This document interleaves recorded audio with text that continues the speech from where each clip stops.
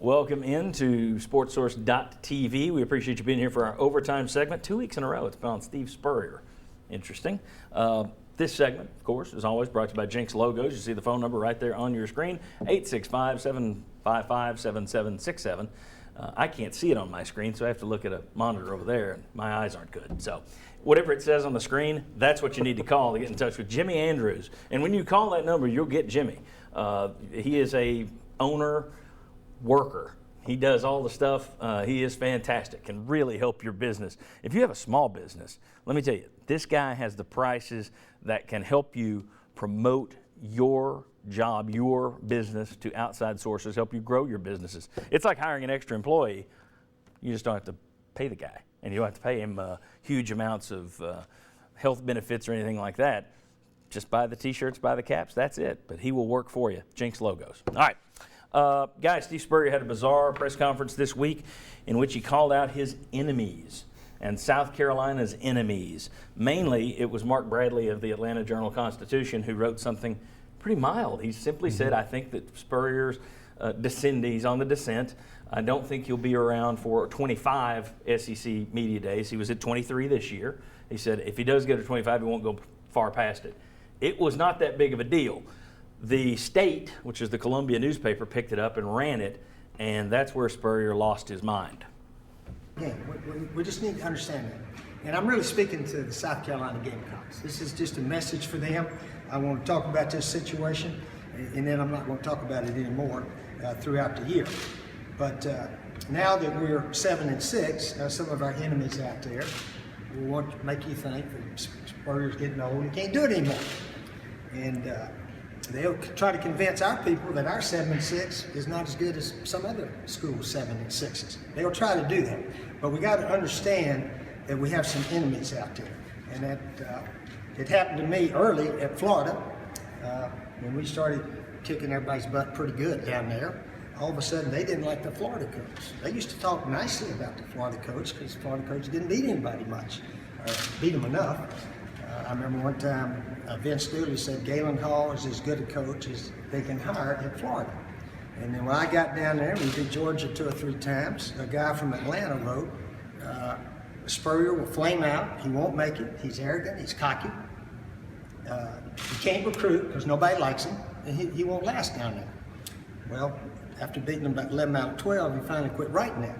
And then yet, our local newspaper, that's that same guy, put something in our paper the other day talking about, I'm too old, we're on a descent, and we're in trouble. And that's allowing our enemies to write about us in our paper. I don't like that. And as most of you know, I'm a big believer in Attila the Hun's book. He said it very simply. It's a simple truth that the greater your accomplishments, your victories, the greater opposition, torment, and discouragement your enemies will throw in your path.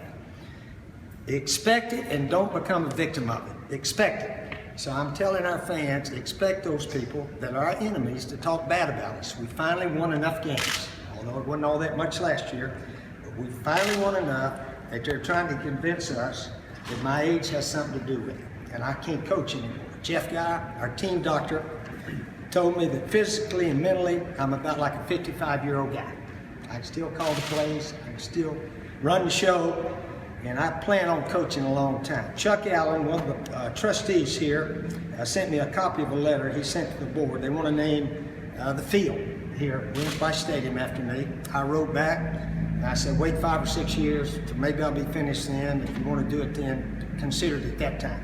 But he went on to say that right now, I'm the youngest coach here to ever win 18 straight home games, beat a number 1 ranked team, win 11 games 3 times, highest ranking in school history, Eastern Division Championship, top 10 finishes, 3, never had any, bowls, 9, won 5, 4 in a row, most 4 in a row, a lot of first win in Knoxville, first win in Gainesville. 10-year record against Florida, Georgia, Clemson, and Tennessee. We're 21-19, and the prior 10 years we were 5-35. Now, those are just things that our enemies out there don't like.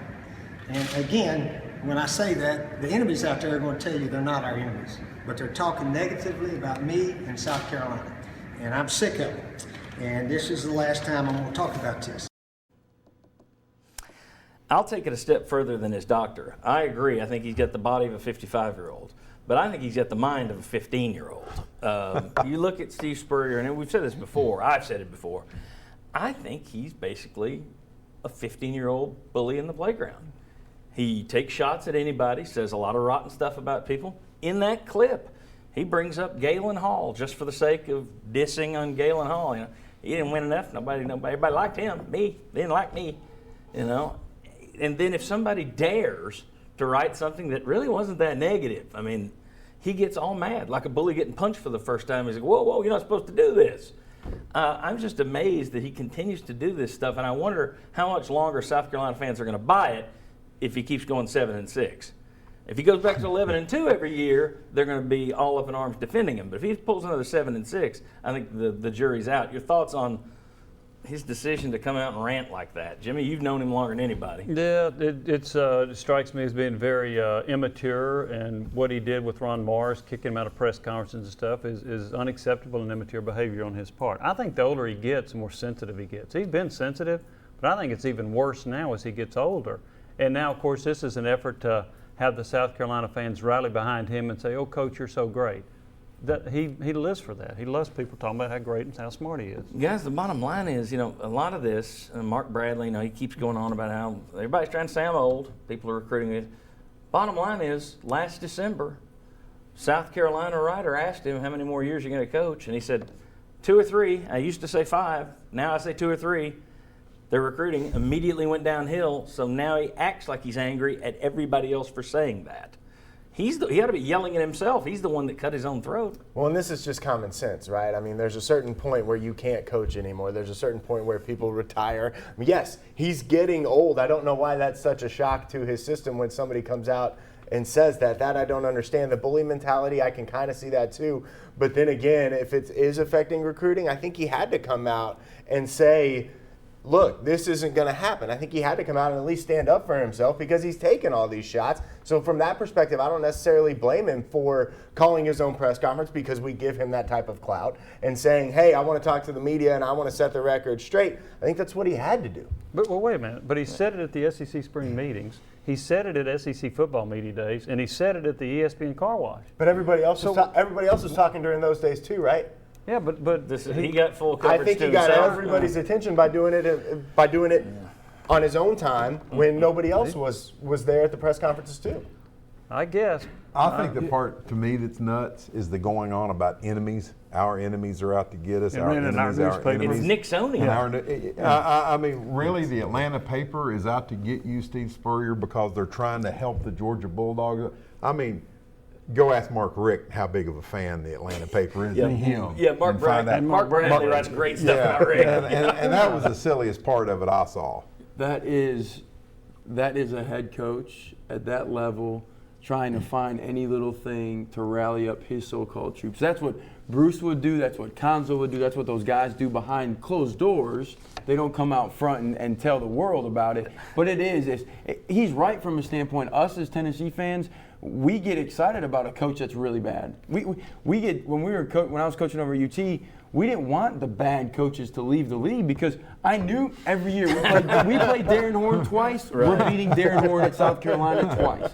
We didn't want him gone, and so he's right. When everybody's we love that guy. He's a great coach. Everybody loved Buzz Peterson. He's a great. But all of a sudden, when you hire in a good coach, they're going to find ways to nitpick and down him from a recruiting standpoint. He's hearing it. I agree with you partially, but as he's quoting Attila the Hun, and I thought, well, if there's anybody that's going to quote Attila the Hun, it would be Spurrier. His point is they don't like me because I'm winning. Mark Richt wins a lot. I don't know anybody that hates Mark Richt. Bobby Bowden, he had huge amounts of enemies. Joe Paterno until that stink at the end of his career. Bear Bryant, everybody in the nation hate him. So those guys, Les Miles, I think he's crazy. I don't hate him. I don't think many people out there hate the guy. I think people hate Spurrier because he wins without class. I think it's not because they don't like me because I win. No, we don't like you because you're not classy about it. You run your mouth. You throw darts at everybody else, and if they so much as go back at you, you get the vapors, faint, then come up, call a press conference, and tell everybody they're your enemies. See, It's that's silly. it. That's it. That's his personality. Yes. He does act like a teenager a lot of times. I just think 15, 12, 12's not a teenager. I'm sorry. I went a little below the line, didn't I? well, you know, This I day think and you age, make a good 12-year-olds case. scare me just as much as I got 2 young daughters. When they get 12, I'll be scared. But to that point too, we're all sitting up here talking about it, right? Everybody ran that clip. I think from that perspective, he accomplished what he wanted to accomplish. Everybody's talking about it. Yeah, but not in a good way. And here's the But he thing. doesn't care. But right. That's Any No, press he is does good care. press. he does care, care. which He is wouldn't why call the press that's conference. why he's crying about it. Yeah, that's. I don't know. I've never seen a coach that cares as much as him. I don't know if anybody. I don't know. That's true. I think it's a show. I mean, I think from that perspective, it's a show. As someone who's been following the SEC for years, I can tell you this: when his team is winning, he chirps with the best of them. When his team is losing, he had a year where he went 7-6 at South Carolina before they had the 3-11 win seasons, where he went to SEC media days, and you thought somebody ran over his dog. He wouldn't do any press conferences. He wouldn't talk to anybody. And the big media room, he just kind of talked like this. Well, he didn't do much last year. Didn't have any smart quips, nothing. Then they win 11 games, and he comes out. Well, let me tell you what I think Mike Clive should be doing. It's like he's 100 feet tall and bulletproof when they're winning, and when they're losing, he turns into a child. I think a 70-year-old child with the body of a 55-year-old and a brain of 12 to 15. Final word, Bob. Your thoughts? I mean, I disagree with it being an act a little bit. I think it's his natural reaction. I do You too. know, Yeah. I do think it's rallying his troops, though. I think it's doing that. But when I sit there and hear him talk about, a guy in Atlanta is an enemy of his program, I think that's going a little bit towards senility. That I makes think his arteries might be getting hard. See, now we're enemies. Enemies of South Carolina. All right. Thank you very much for joining us. Hopefully next week we'll have something Tennessee to discuss in the overtime segment, but that one was just too rich not to go into. See you next Sunday at 11 a.m. on WATE 6.